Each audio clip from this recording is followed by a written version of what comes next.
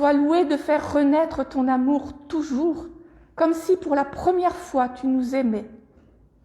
Sois loué, Seigneur, d'être notre paix. Amen. Je vous invite à prendre le premier chant sur vos petites feuilles de spontané. C'est aujourd'hui la victoire. Les 3 strophes.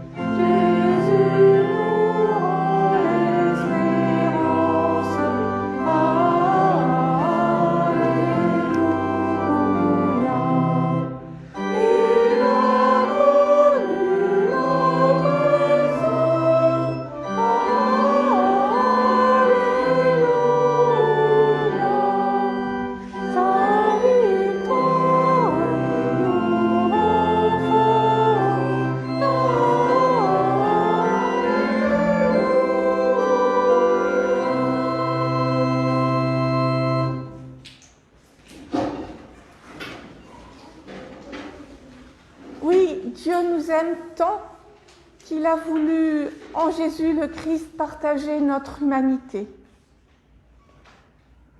Il nous aime tant qu'il veut que nous soyons pleinement nous-mêmes, pleinement humains. Et pour cela, il nous a donné sa loi. Écoutons-la en ce jour de Pâques, au travers de la voix de l'apôtre Paul. Réjouissez-vous toujours, priez continuellement, rendez grâce en toutes circonstances, telle est à votre égard la volonté de Dieu en Jésus-Christ. Amen. C'est une loi extraordinaire. Réjouissez-vous toujours, priez sans cesse. Alors pourquoi est-ce qu'on râle tout le temps ?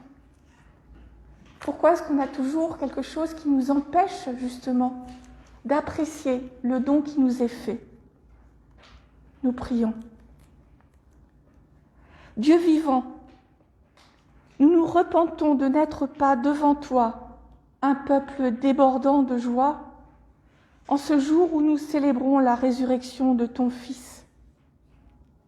Nous vivons, agissons et pensons bien souvent comme si Jésus n'était pas ressuscité, comme s'il ne nous avait pas délivrés de ce qui nous accable. Ô Dieu, change notre cœur. Nous ne pouvons pas le changer nous-mêmes. Par la victoire de ton Fils, ressuscité des morts, fais de nous une création nouvelle, réconciliée avec toi. Amen.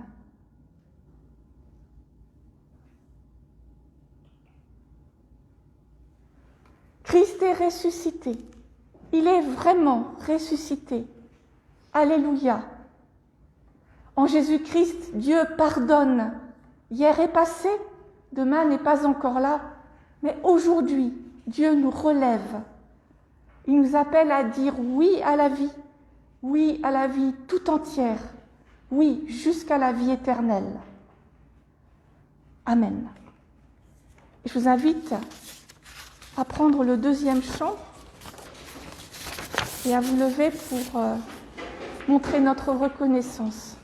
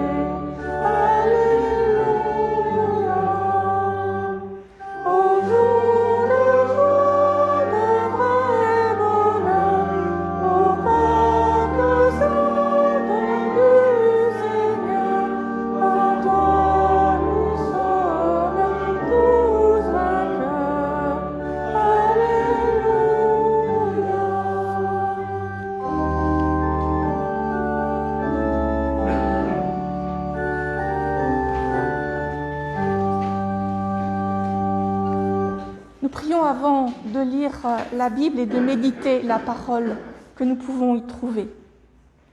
Père, béni sois-tu. Au matin de Pâques, tu as relevé Jésus d'entre les morts. Par ton esprit, ouvre nos cœurs à ta parole, pour qu'elle suscite en nous émerveillement et joie. Le Christ est à jamais vainqueur de la mort. Il est avec nous jusqu'à la fin du monde. Amen. Je vous invite à entendre l'évangile du jour, dans l'évangile selon Marc, au chapitre 16, les 8 premiers versets. Lorsque le sabbat fut passé, Marie-Madeleine, Marie, mère de Jacques, et Salomé achetèrent des aromates pour venir l'embaumer. Le premier jour de la semaine, elles viennent au tombeau de bon matin, au lever du soleil. Elles disaient entre elles, « Qui roulera pour nous la pierre de l'entrée du tombeau ?» Levant les yeux, elles voient que la pierre, qui était très grande, a été roulée. En entrant dans le tombeau, elles virent un jeune homme assis à droite, vêtu d'une robe blanche. Elles furent effrayées. Il leur dit, « Ne vous effrayez pas, vous cherchez Jésus le Nazaréen, le crucifié. Il s'est réveillé, il n'est pas ici. Voici le lieu où on l'avait mis. Mais allez dire à ses disciples et à Pierre qui vous précède en Galilée. C'est là que vous le verrez, comme il vous l'a dit. » Elles sortirent du tombeau et s'enfuirent, tremblantes et stupéfaites. Et elles ne dirent rien à personne, car elles avaient peur. Seigneur, ta parole est vérité, sanctifie-nous par ta vérité. Amen. Je vous invite à chanter le cantique traditionnel de Pâques, « À toi la gloire ». À toi la victoire.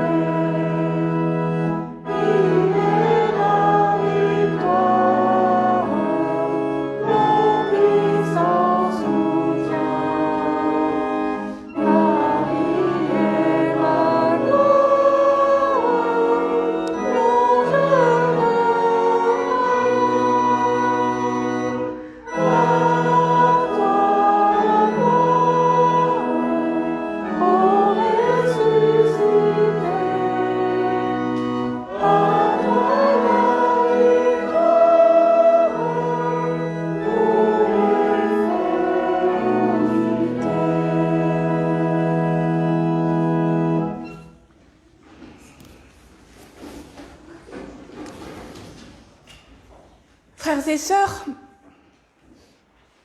heureusement qu'il y a les femmes. Elles étaient à la croix, toutes seules, elles étaient à la croix un peu loin, assistant à l'agonie de Jésus. Elles étaient sans doute désespérées, muettes. Elles ont été témoins de sa mort et de sa mise au tombeau. Heureusement, il y a les femmes, parce que sinon, on n'aurait jamais su que le tombeau était vide. Bien sûr, Jésus est apparu à un certain nombre de personnes, mais rien n'aurait été pareil si le tombeau n'avait pas été vide. Ce qui est absent, c'est le corps mort. Ce qui est vaincu, c'est la mort. Moi, je ne sais pas ce que la résurrection signifie techniquement pour le corps ressuscité de Jésus. Mais l'évangéliste nous dit ce que cela signifie pour son corps mort. Il n'est plus là. Impossible de lui rendre un culte, impossible de s'attacher à ses os comme l'ont fait tant de personnes pour les saints. C'est que la résurrection du Christ, c'est autre chose qu'une vie auprès de Dieu dans un paradis dont on ne sait pas à quoi il ressemble, mais qui doit forcément contenir tous les saints qui sont morts et qui sont restés morts. Il y a de multiples interprétations de la résurrection dans le Nouveau Testament. Aujourd'hui, nous méditons avec l'évangéliste Marc, qui termine son évangile sur le silence et sur la peur des femmes. En effet, les versets qui suivent ont été rajoutés par des copistes gênés de cette fin et qui ont fait un mélange. Quand on lit, on se rend compte, ah tiens, ça c'est à Matthieu, ça c'est à Luc, un mélange, ça c'est à Jean, des autres évangiles avec d'autres récits, avec des récits d'apparition et d'ascension. Les femmes ont eu peur et elles se sont tues. Sauf que non. Sinon, on ne saurait rien de cette histoire. Est-ce que, dans un premier temps, elles ont eu peur de parler, de peur d'être moquées ou emprisonnées, ou ont-elles eu peur devant la radicalité de ce qu'elles venaient de découvrir? Et elles se sont tues le temps de comprendre, d'accepter ce qui s'était passé, le temps de relire leur vie avec Jésus. Il me semble que c'est en tout cas ce que l'évangéliste veut amener le lecteur à faire. Recommencer depuis le début pour comprendre à la fois qui était Jésus et ce que signifie la pierre roulée, ce tombeau vide et le message de l'homme en blanc. Évidemment, on ne va pas relire l'évangile là, maintenant, c'est à peu près 1h30 de lecture, on a un culte à 11h et puis vous avez d'autres choses à faire. Mais vous pouvez toujours le faire chez vous.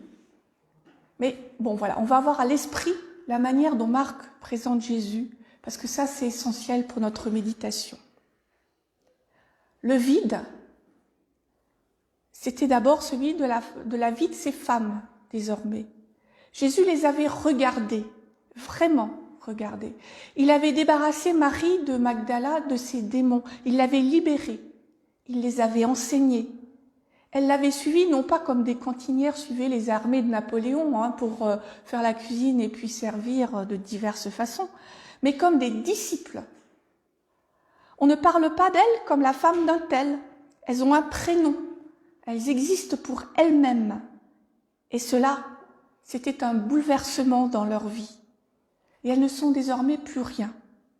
Elles ne sont plus que femmes d'eux, filles d'eux, mères d'eux. Et je pense que toutes les femmes ici présentes peuvent être en pleine communion avec ces femmes désespérées. Parce que si notre situation s'est améliorée, ce n'est que récemment, et encore imparfaitement. Tout cela est sans doute symbolisé par cette pierre trop lourde qu'elles ne savent pas comment rouler. Alors, elles y vont quand même, parce qu'elles ne savent pas quoi faire d'autre, sans doute le regard baissé vers ce chemin que leur maître ne foulera plus. Avons-nous aussi des pierres parfois trop lourdes à rouler? Certainement. Pas forcément objectivement, mais nous avons parfois le sentiment de ne plus pouvoir avancer.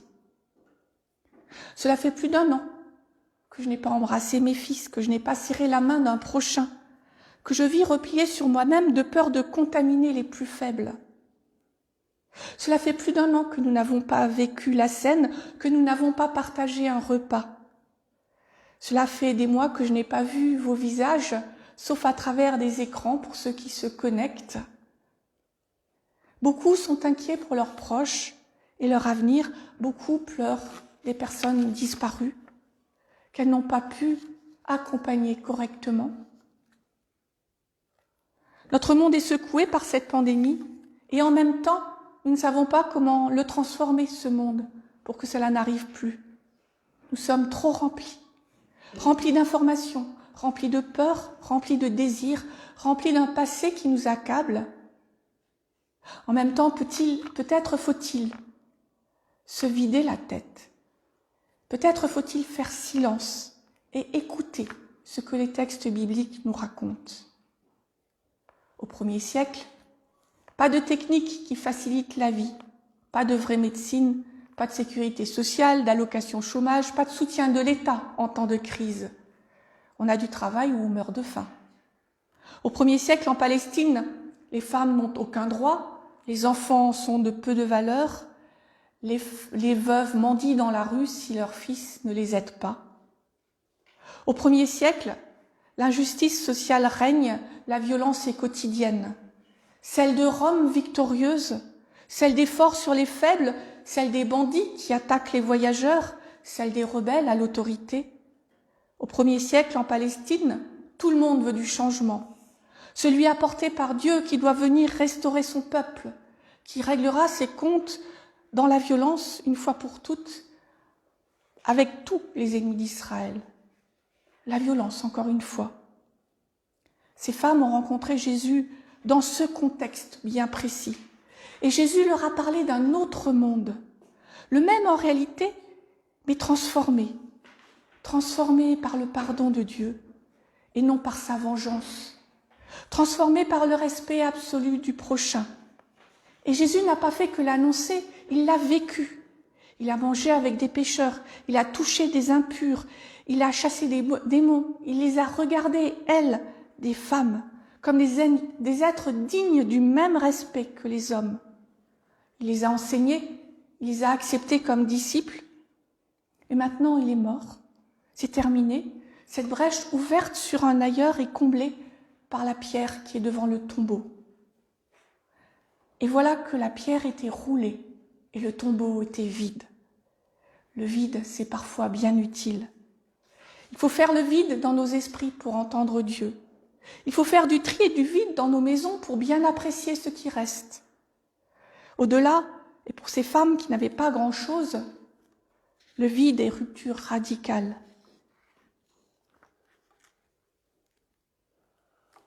Elles ont sans doute déjà, la veille, revisité avec les disciples le chemin qu'il avait parcouru avec eux, comme on le fait toujours quand on perd quelqu'un. Jésus qui avait guéri, relevé, chassé les démons, pardonné. Et elles pleurent non seulement la disparition d'un être cher, mais quelque chose d'un autre monde qui avait fait irruption dans le nôtre. Avec sa mort, l'espérance est morte. En tous les cas, elle a été morte pendant quelques heures. Parce que là, elles sont devant le tombeau vide, le corps disparu, la mort vaincue à jamais. Comment vivre tout cela? Ça fait peur, il faut y réfléchir, n'est-ce pas? Même 2000 ans après, il est nécessaire de méditer l'incroyable de la résurrection et surtout de lire, de relire l'Évangile pour que cette résurrection ne fasse pas uniquement sens dans la vie des témoins de l'époque, mais qu'elle opère aussi une rupture dans nos propres vies. Je disais dimanche dernier aux enfants, voilà 2 qui étaient là, que c'était bien mieux depuis la résurrection qu'avant, parce que avant Jésus était un homme, et puis un homme, ça ne peut rencontrer qu'un nombre limité de personnes, alors que depuis qu'il est ressuscité, il est avec tout le monde, avec chacun de nous, quel que soit l'endroit où nous nous trouvons. Mais malheureusement, en réalité, souvent, nous ne comptons sur lui que dans les moments extraordinairement difficiles. Le reste du temps, inconsciemment peut-être, nous nous débrouillons tout seuls. C'est pourquoi relire l'Évangile est utile, parce que nous découvrons ce que signifie le message de l'homme en blanc. Il vous précède en Galilée. Cette Galilée des nations dont Jésus a foulé les routes est méprisée des religieux de Jérusalem. Les personnes que Jésus a rencontrées étaient de toutes conditions sociales et religieuses. Jésus est celui qui a mangé avec les pécheurs, touché les impurs, chassé les démons. Il est venu pour les exclus, pour les pauvres. Il a raconté des histoires de récoltes, de ménagères, de moutons, de marchands. C'est ça la Galilée. C'est l'ordinaire de nos vies. Jésus n'est pas là pour les personnes extraordinaires.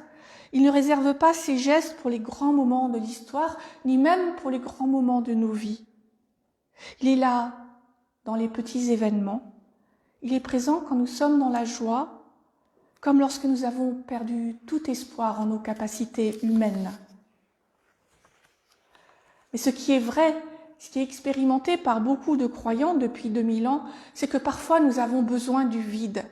Pas du vide de l'absence de Jésus, mais du vide, d'une brèche dans laquelle le royaume de Dieu peut se frayer en chemin dans nos vies si remplies. Certes, contrairement à l'espérance des disciples historiques de Jésus, le royaume de Dieu n'est pas venu sur terre, pas encore. Mais dans les vides de nos vies, il peut faire irruption. La résurrection ne la vit qu'en contraste avec du vide. Ça peut être la place que nous faisons dans nos vies en nous retirant du centre. Ça peut être la place laissée à Dieu dans la méditation et la prière. Ou cela peut être le vide du désespoir, de l'épreuve. Et ce vide est comme une porte ouverte. Alors Dieu peut nous rejoindre. Christ n'est pas ressuscité pour devenir célèbre et être représenté en gloire dans les églises et dans les palais, aujourd'hui dans les musées. Il est ressuscité pour nous accompagner dans nos vies ordinaires, au cœur de nos journées et de nos préoccupations. Il est là quand nous l'oublions et il est là quand nous lui demandons de rouler les pierres de nos vies. Christ est ressuscité, il est vivant. Alléluia. Il est présent au milieu de nous maintenant et à chaque moment de nos vies. 1 an après le début de la pandémie, nous nous souvenons de cette fête de Pâques, église et temple fermés, et nous nous réjouissons. Nous sommes ensemble. Cela fait 1 an que nous n'avons pas pris la communion, mais nous allons la prendre tout à l'heure et la savourer, même si elle est différente de celle dont nous avons l'habitude de faire. Cela fait 1 an que nous n'avons pas fait la fête ensemble dans ce temple, mais nous sommes en communion les uns avec les autres. Nous sommes restés en communion les uns avec les autres. Dans le vide de nos contacts humains, l'Esprit a établi un réseau grâce à Internet et nous a reliés les uns aux autres encore plus fortement qu'avant. Chaque jour où nous sommes libres d'aller et venir, je remercie Dieu et je savoure cette liberté comme jamais avant. Je n'ai pas embrassé mes fils, mais nous avons multiplié finalement les moments où nous nous parlons, où nous nous voyons. Je n'ai pas serré la main à mes prochains, je ne vois pas leur visage, mais du coup ils me sont devenus chers, ces visages. Et je regarde les yeux, je cherche à deviner les sentiments comme jamais avant. Dans la brèche, dans le vide de nos contacts, un peu d'un autre monde a fait irruption dans le nôtre. Le Christ nous a soutenus. L'Esprit nous a liés, de sorte que nous avons vécu des moments de très forte communion par Internet. Parce qu'il y a eu un vide que nous ne savions pas combler nous-mêmes, nous avons fait confiance. Nous nous sommes tournés vers le Christ qui a agi en nous et dans nos vies. Christ est ressuscité, il est vivant. C'est à nous de lui faire une place dans notre quotidien. Amen.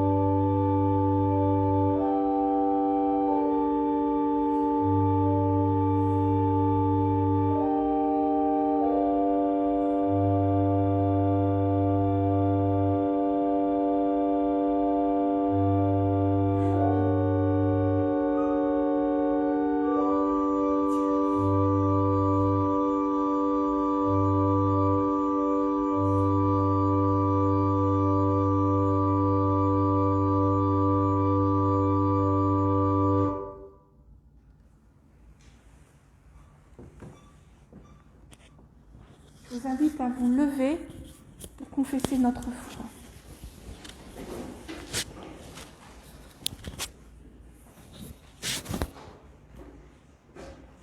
Nous ne sommes pas seuls. Nous vivons dans le monde que Dieu nous a confié. Nous croyons en Dieu. Il a créé et continue à créer. En Jésus, vrai homme, il est venu apporter réconciliation et vie nouvelle. Par son esprit, il œuvre en nous et en toute créature. Nous sommes appelés à être l'Église pour le célébrer, pour proclamer Jésus crucifié et ressuscité, notre justice et notre espérance, pour annoncer le royaume, vivre avec respect dans la création, aimer et servir notre prochain, rechercher la paix et résister au mal. Nous avons confiance en Dieu. Dans la vie et dans la mort, dans la vie après la mort, Dieu est avec nous. Nous ne sommes pas seuls. Nous croyons en Dieu. Amen. Je vous invite à chanter le cantique « Mon Rédempteur est vivant ».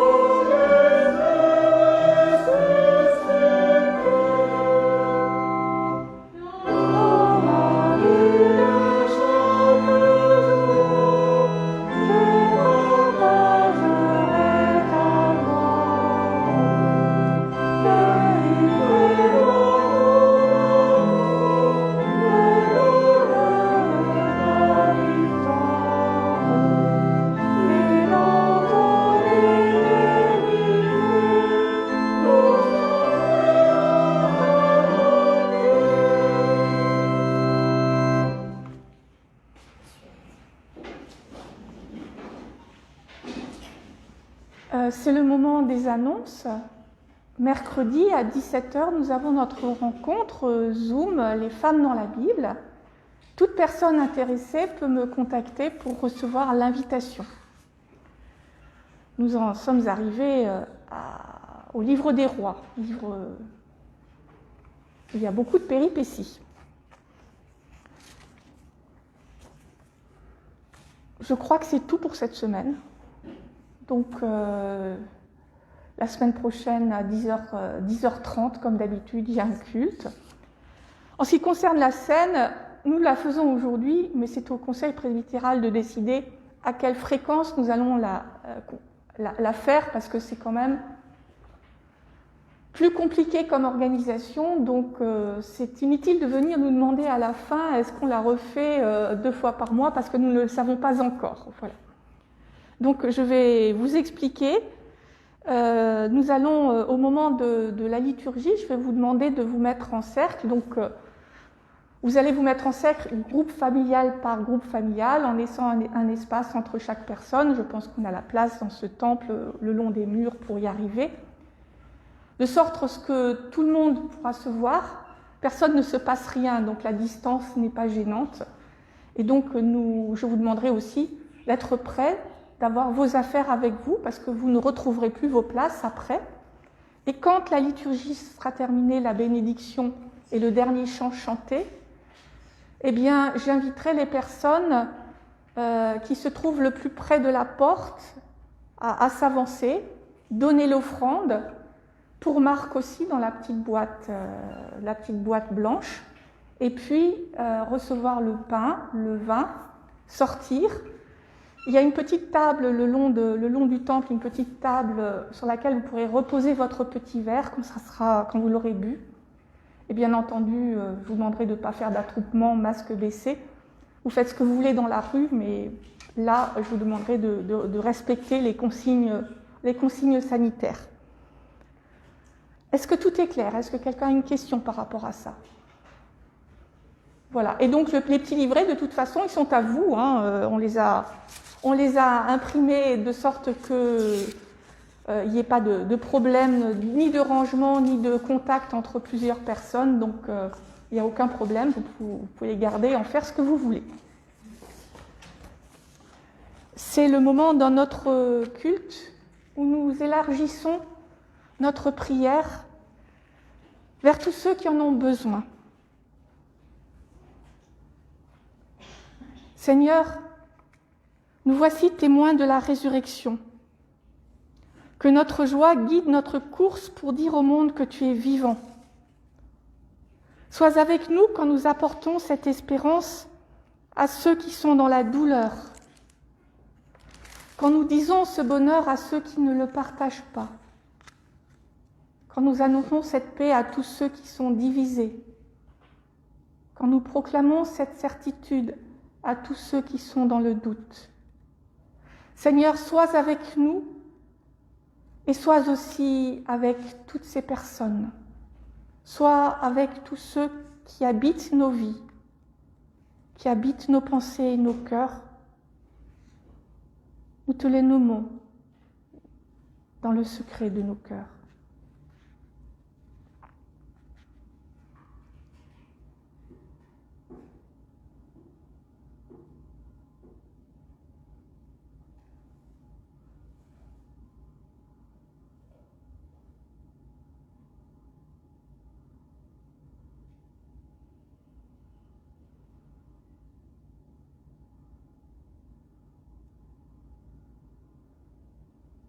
Oui, maintenant nous le savons. Tu nous précèdes sur notre chemin, tu nous accompagnes en même temps. Et tu nous désignes ton Père et notre Père, ton Dieu et notre Dieu, toi qui nous as appris à lui dire « Notre Père qui es aux cieux, que ton nom soit sanctifié, que ton règne vienne, que ta volonté soit faite sur la terre comme au ciel. Donne-nous aujourd'hui notre pain de ce jour. Pardonne-nous nos offenses, comme nous pardonnons aussi à ceux qui nous ont offensés. Et ne nous laisse pas entrer en tentation, mais délivre-nous du mal. Car c'est à toi qu'appartiennent le règne, la puissance et la gloire, au siècle des siècles. Amen.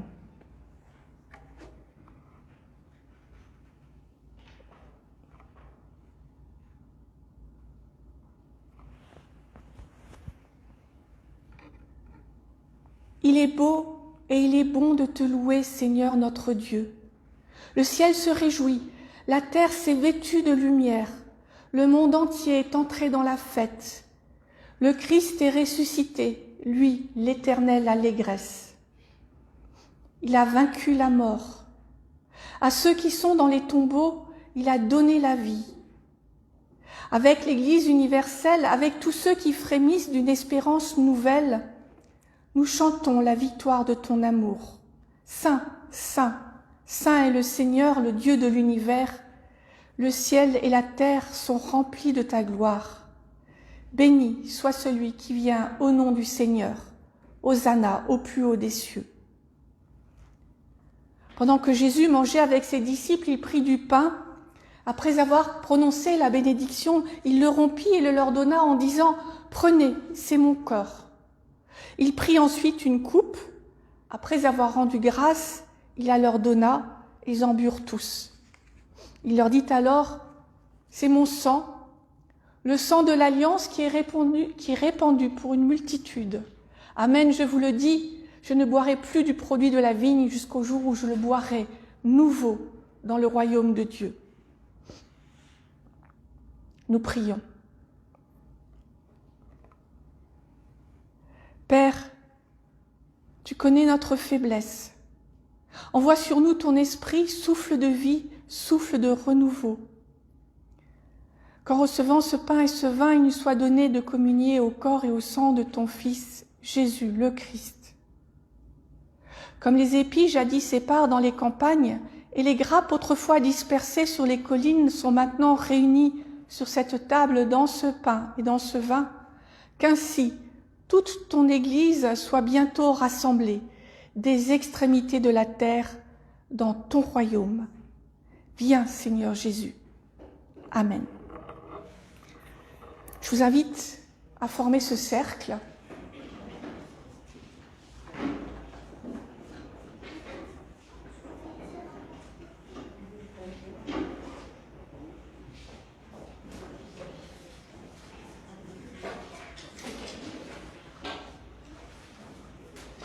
Alors, Christian Hendrik vient... je vais remettre mon masque. On continue à filmer ? Oui, on continue à filmer.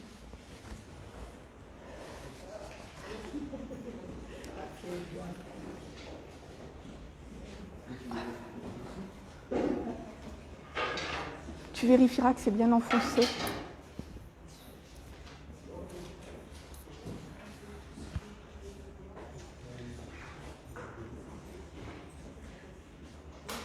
Alors on peut se mettre le long du mur.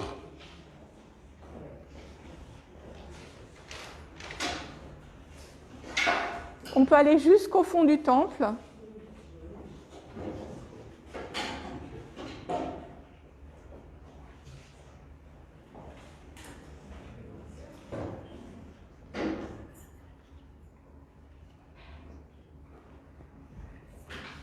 Le pain que nous rompons est communion au corps du Seigneur Jésus-Christ.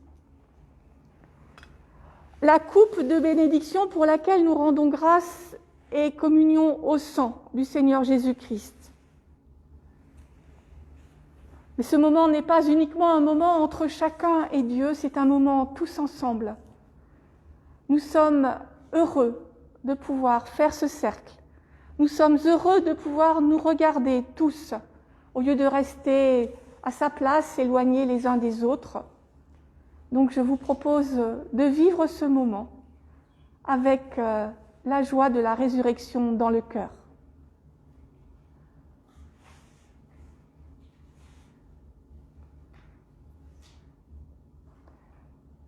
Père, nous voulons te remercier pour la présence de ton Fils à chaque moment de nos vies, te remercier pour sa présence particulière en ce moment où nous sommes ensemble, où nous prions ensemble, où nous nous réjouissons ensemble. Notre prière est une prière de joie, une prière de reconnaissance pour cet amour que nous recevons avec joie. Amen. Je vais maintenant vous bénir, puis nous allons prendre le dernier cantique. Et pendant ce cantique, les personnes chargées de la distribution vont s'avancer. Chacun de nous est appelé à faire le vide dans sa vie, de faire le vide pour que Dieu puisse y prendre une place, pour que la résurrection agisse au plus profond de nos êtres. Le Seigneur, Père, Fils et Saint-Esprit, vous bénit et vous garde. Il tourne sa face vers vous et vous donne son amour, sa joie et sa paix. Amen.